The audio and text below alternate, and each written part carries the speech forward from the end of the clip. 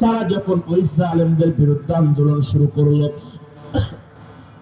আমাদের যুবকেরা যখন জালেমদের বিরুদ্ধে লড়াই করতে আরম্ভ করলো, আবু সাঈদের মতো যুবক, দুনিয়ার মুসলমান মীর মুগ্ধের মতো যুবক, শহীদ ওয়াসিমের মতো যুবকেরা, কয়েক হাজার যুবকের রক্ত যখন বাংলার জমিনে পড়লো, এই নওজওয়ানদের রক্তের বিনিময়ে, এই নওজওয়ানদের রক্তের ওসিলায় আল্লাহ তাআলা আমাদের বাংলাদেশের পবিত্র জমিনকে ওই জালেমদের হাত থেকে আল্লাহ নাজাত দিয়ে দিলেন। বলেন আল্লাহু আকবার।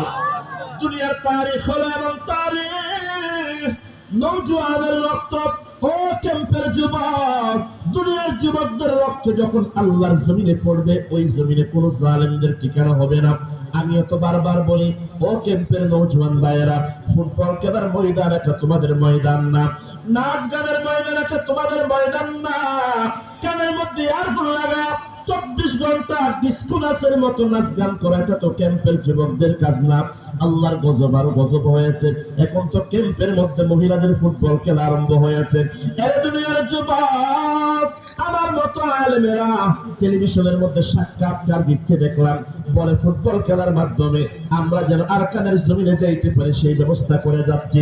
ওই আলেমের উপরে শত লানত, ওই আলেমের উপরে শত লানত, যে আলেম ফুটবল খেলার নামে আমাদের যুবকদেরকে নাকি ক্যাম্প থেকে নিয়ে আরকানের জমিনে নিয়ে যাবে, আল্লাহর কসম কিয়ামত হয়ে যাবে। ফুটবল খেলার মাধ্যমে, নাচ গানের মাধ্যমে আরকানের মুসলিম মুসলমানেরা কখনো আরকানের জমিনে ফেরত যাইতে পারবে না। ঠিক কিনা বড় করে বলেন না? এই যে আমাদের ইত্তেফাকুল উলামা ওয়াস শাবাব, এই যুবকেরা, এই যুবক ভাইয়েরা লাখ লাখ টাকা খরচ করে এত সুন্দর মাহফিল করেছেন। এই মাহফিলের মধ্যে উলামায়ে কেরামরা বয়ান করবেন। মুসলমান হযরত খালিদ বিন ওয়ালিদের কাহিনী আমরা শুনবো, মুহাম্মদ বিন কাসিম, সুলতান সালাহুদ্দিন আইয়ুবী, মুসলমান ভাইয়েরা এই সমস্ত বীর বাহাদুরদের জীবনী আমরা শুনবো। তাদের জীবনী শুনে আমাদের অন্তরের মধ্যে ঈমানটা মজবুত হবে। ঈমান যখন মজবুত হবে, ওই কাফেরদের সামনে আমরা জিহাদ করতে পারবো। এটাই হলো একমাত্র পথ যে আরকানের মুসলমানরা আবার ইজ্জতের জিন্দেগি হাসিল করার একমাত্র পথ হলো জিহাদের পথ। ঠিক কিনা বল করবো?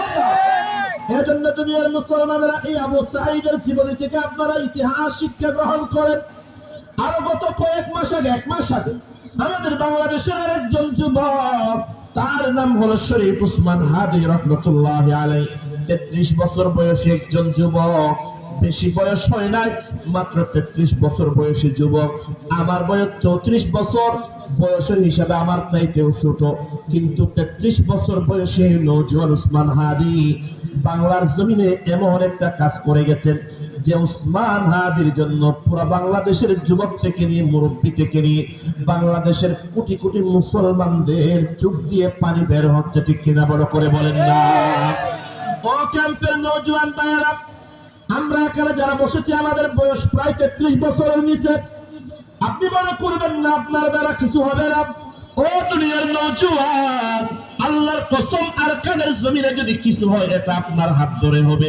মনে করবেন না যাদের বয়স 50-এর উপরে চলে গেছে এদের এক্সপায়ার ডেট, এরা জিহাদের ময়দানেও যেতে পারবে না, এরা আপনাদেরকে মশওয়ারা দিতে পারবে।